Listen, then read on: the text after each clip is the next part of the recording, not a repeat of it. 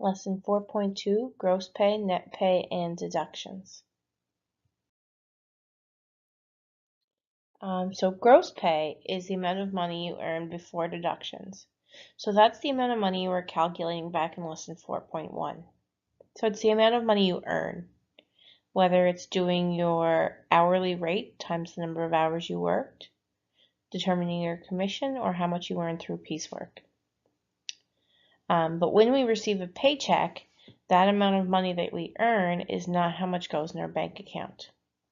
Before the money goes in our bank account, we have to deal with deductions. And deductions is money that is deducted from your pay.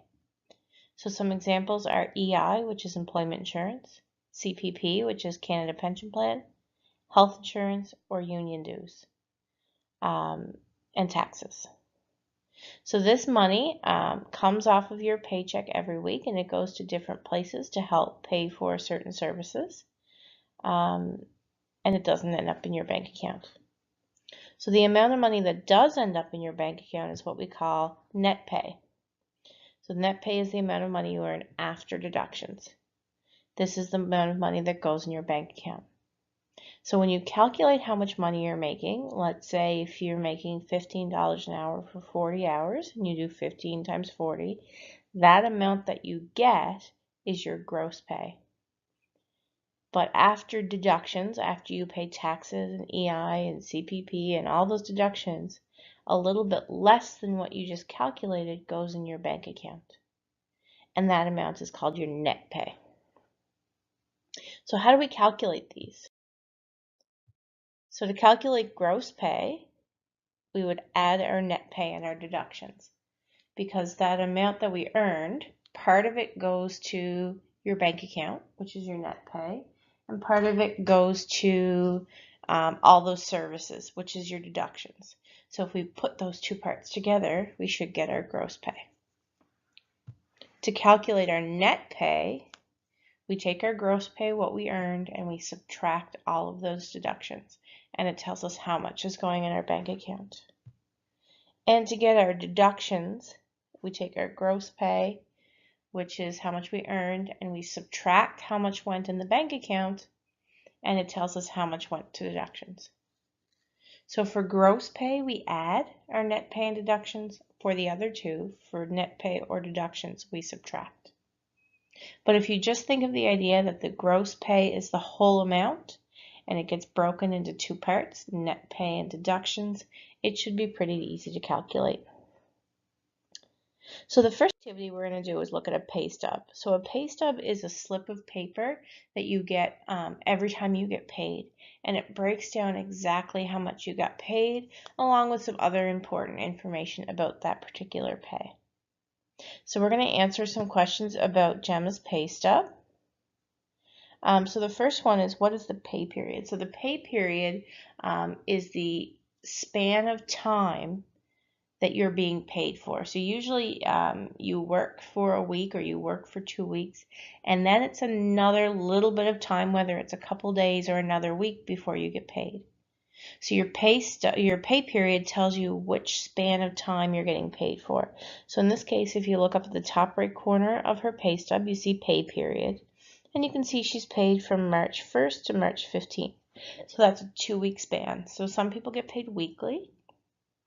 Some people get paid monthly. Some people get paid, semi-monthly. Gemma here obviously gets paid bi-weekly, which is once every 2 weeks.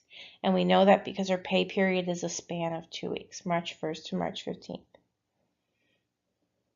What is the social insurance number used for? So her social insurance number is that number, that 1, 2, 3, 4, 5, 6, 7, 8, 9. You can see it on the left side of her page. Around the midpoint.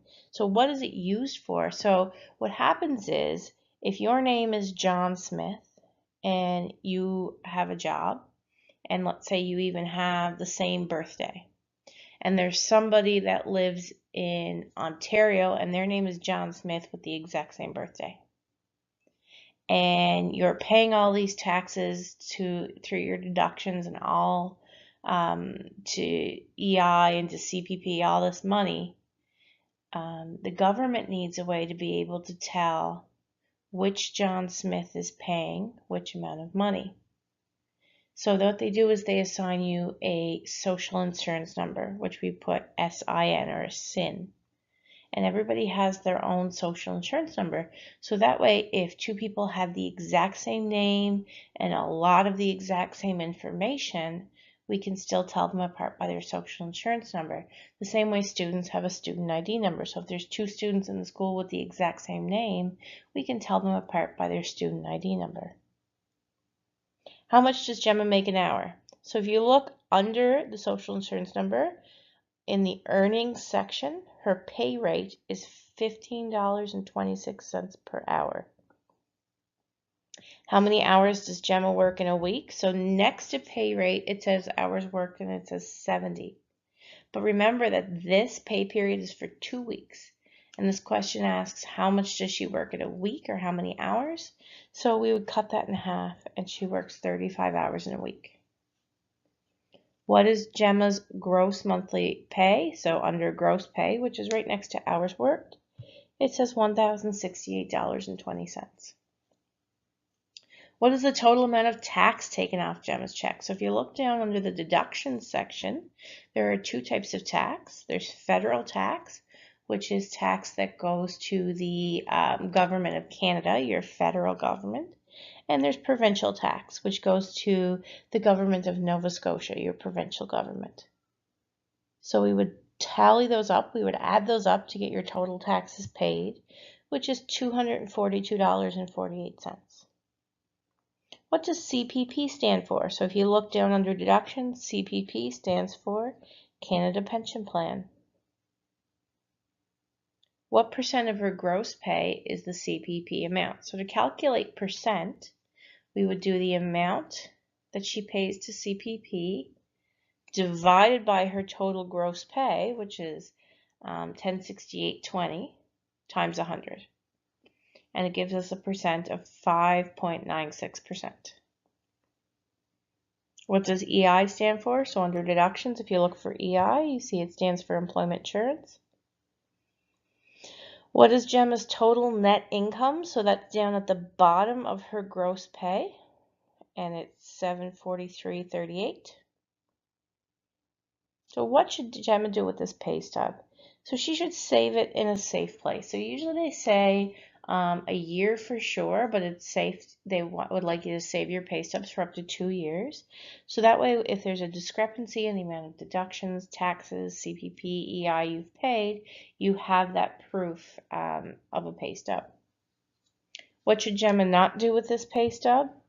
Leave it where others might find it because it has her social insurance number. So if people have your social insurance number along with a lot of this other information, they can get you into a lot of trouble. So for example, if you say want to apply for a credit card, a lot of the questions they will ask you to make sure you are who you say you are things like your social insurance number, your address, where you work, and all of that information can be found on this pay stub. So even just throwing it in the trash when you're disposing of it puts you at a vulnerable state because it's when you put your trash out on the curb, anyone can access it. So it's recommended that you keep it in a safe place, and when you're ready to get rid of it, that you shred it or you destroy it so that nobody has access to it. So the other column that we didn't talk about in these questions is the column on the far right that says year to date. So you can see that, for example, her gross pay is $1,068.20. But in the year to date column, it's $5,341. So what that column is it tells you how much money you earned for each section since January 1st. So her gross pay for this month is $1,068.20. But since January 1st, if you add up all of her gross pays, it would be $5,341. In deductions, her federal income tax for this pay is $160.23. But if you add up how much federal income tax she's paid since January 1st, it would be $801.15. And that's what that column means. It means how much is earned or paid out since January 1st. Okay? So then I want you to determine what's missing for each person. So for example, Wynn got $257.20 in gross pay, so that's how much she earned.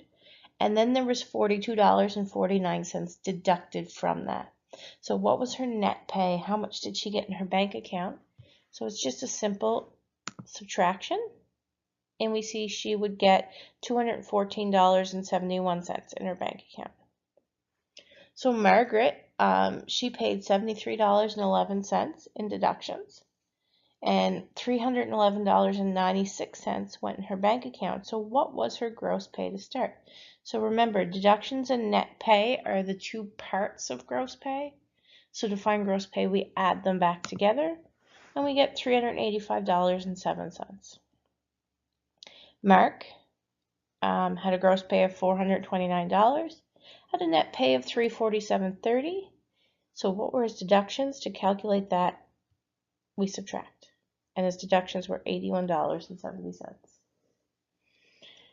Finally, Claire, her deductions were $109.50. Her net pay was $388.50. So again, those are two parts of the whole gross pay. So to determine the gross pay, we add them together and we get $279. Okay, and the last activity we're going to do, because usually when we talk about taxes and we talk about Canada Pension and EI, they're not calculated as a set amount. They're calculated as a percentage of your gross earnings. So for example, if John earns $2,349.63 per month, his federal tax isn't a set number, it is 15% of that $2,349.63. His provincial tax is 7.7% of that amount. So when we have to calculate your deductions, you have to figure out those percents. So for example, if I want to figure out his federal tax, I would do 15% of his earnings, which is 0.15 times those earnings at $2,349.63. So his federal tax is $352.44. So I can do the same thing for each deduction. So his provincial tax would be 0.077, so that's 7.7% as a decimal, times his earnings, $2,349.63, for a total of $180.92. His Canada Pension would be 0.0495 times his earnings, which would be $116.31. And his EI would be 1.0197 times his earnings, which is $46.29. Okay, so when we're given the percentages, you don't have to memorize those percentages. You would be given them. You just multiply your percentage times your monthly earnings to calculate how much each deduction would be on your pay stub. So if we want to know John's total deductions, we would just add those up and get that his deductions are $695.96. And that's it. So that's gross income, net income, and deductions. So try the worksheet that comes along with this lesson and see how you do.